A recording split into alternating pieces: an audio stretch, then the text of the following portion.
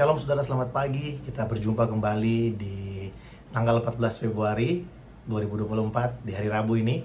Dan hari ini diperingati sebagai hari kasih sayang. Tapi saya percaya setiap kita orang percaya, setiap hari kita memperingati kasih yang besar dari Bapa kita. Setiap hari kita mengalami kasih yang sempurna dari Bapa kita. Nah saudara, pembacaan Alkitab tahunan kita hari ini diambil dari Keluaran pasal yang ke-31, pasal yang ke-32, dan juga 2 Korintus pasal yang kedua. Saudara, saya ingin membagikan sesuatu bagi setiap kita dari pembacaan tahunan kita yang hari ini kita baca, yaitu dari Keluaran pasal yang ke-32. Saudara, di dalam pembacaan kita beberapa hari ini, kita tahu bahwa Musa sedang berjumpa dengan Tuhan. Jadi Musa sedang menerima firman, peraturan-peraturan yang harus diikuti oleh bangsa Israel, ya, yang harus mereka taati sebagai umat Allah. Dan kemudian di pasal yang ke-32 diceritakan, karena Musa ini lama ada di atas gunung, bangsa Israel mulai gelisah dan kehilangan kesabaran. Bahkan mereka berpikir bahwa jangan-jangan terjadi sesuatu dengan Musa. Nah, di ayatnya dikatakan seperti ini ya, Keluaran pasal 32 ayat yang pertama. Demikian firman Tuhan. Ketika bangsa itu melihat bahwa Musa mengundur-undur turun dari gunung itu, maka berkumpulah mereka menghampiri Harun dan berkata kepadanya, "Mari, buatlah bagi kami Allah yang akan berjalan di depan kami, sebab Musa ini orang yang telah memimpin kami keluar dari tanah Mesir. Kami tidak tahu apa yang telah terjadi dengan dia." Saudara, kalau saudara mengikuti pembacaan tahunan kita, setiap kita pasti akan melihat bagaimana Musa ini adalah pemimpin yang sangat bertanggung jawab terhadap orang-orang yang dia pimpin. Bagaimana Musa ini berdedikasi memberikan hidupnya. Bahkan Musa ini dari seorang yang tidak sabar, akhirnya Musa ini menjadi orang yang memiliki kelembutan hati. Musa ini sangat bertanggung jawab dengan orang-orang yang dia pimpin. Tapi orang-orang yang dia pimpin pada saat itu, ya, karena mereka adalah orang-orang yang dulunya hidup sebagai budak yang dipelihara dengan kemewahan. Sebenarnya bukan kemewahan, tapi dengan kenikmatan hidup mereka di Mesir. Ya, sehingga mental mereka ini sangat rentan sekali untuk bisa kehilangan kepercayaan, atau mereka merasa ragu dengan pemimpin yang ada, yaitu Musa.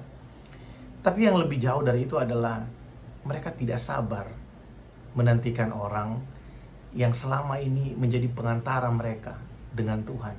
Kalau kita mengingat kembali beberapa peristiwa sebelum ini, bagaimana ketika mereka melakukan sesuatu yang jahat di hadapan Tuhan, mereka meragukan Tuhan, mereka bahkan tidak percaya kepada Tuhan.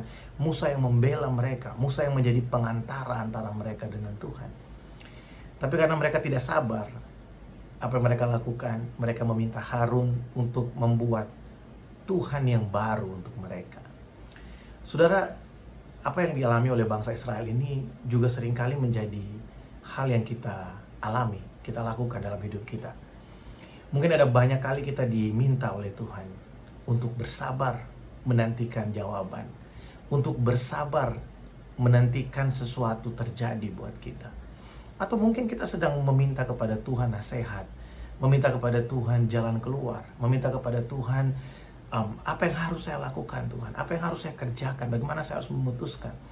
Tapi sekian lama kita berdoa, Tuhan tetap diam, sepertinya tidak terjadi apa-apa. Tapi sebenarnya bukan tidak terjadi apa-apa, saudara. Yang terjadi adalah jawaban Tuhan itu sedang ada di dalam perjalanan. Dan seharusnya kita menunggu sedikit lagi untuk kita bisa mendapatkan jawaban dari Tuhan. Tentu jawaban dari Tuhan tidak selalu seperti yang kita mau. Tapi yang pasti Tuhan pasti melakukan sesuatu, menjawab apa yang kita doakan. Saudara, ketidaksabaran ini berakibat fatal, saudara, buat bangsa Israel. Dan kalau kita mau jujur, sebenarnya ketidaksabaran kita pun hari ini pasti berakibat fatal dalam pengiringan kita kepada Tuhan, dalam kehidupan kita sehari-hari. Terlalu cepat mengambil keputusan dan suka dengan jalan pintas, itu bukanlah sesuatu yang baik. Dari sini kita belajar bahwa kita perlu melatih kesabaran kita dalam pengiringan kepada Tuhan. Kita perlu melatih kesabaran kita untuk menantikan Tuhan berbicara. Kita perlu melatih kesabaran kita untuk kita bisa mendapatkan jawaban yang terbaik dari apa yang sedang kita doakan. Ya, kalau Tuhan sudah menjawab, sesuai dengan yang kita mau atau tidak, itu terserah Tuhan. Dan yang pasti rencana Tuhan lebih baik dari rencana kita. Oleh sebab itu saudara, pagi hari ini saya mendorong setiap kita, mari kita latih diri kita untuk bersabar, tenang di hadapan Tuhan. Melatih diri kita untuk tenang menantikan jawaban dari Tuhan, karena Dia tidak pernah terlambat menolong kita. Saudara, biarlah perenungan ini menjadi sesuatu yang memberkati setiap kita. Mari kita berdoa. Bapa, terima kasih untuk pagi ini. Hamba bersyukur untuk waktu yang baik. Hamba boleh berbagi sesuatu, menguatkan anak-anak-Mu, menguatkan umat-Mu dimanapun berada pagi hari ini. Biarlah perenungan kami hari ini menjadi berkat dan menguatkan setiap kami. Aku berdoa Tuhan, dimanapun umat-Mu berada. Mungkin ada di antara kami yang sedang mengalami kesulitan yang berat sekali, yang besar sekali. Tapi biarlah oleh anugerah-Mu kami mampu melewatinya. Dan Tuhan, ajar kami supaya kami bisa memiliki hati yang sabar di hadapan-Mu. Tetap percaya di tengah-tengah keadaan yang sepertinya Tuhan tidak melakukan apa-apa. Biar kami tetap datang dan percaya kepada-Mu bahwa Engkau tidak pernah terlambat menolong kami. Terima kasih Bapa, bersyukur buat semua ini. Dalam nama Tuhan Yesus Kristus. Amin. Puji Tuhan saudara, selamat beraktivitas. Tuhan Yesus memberkati setiap kita. Shalom.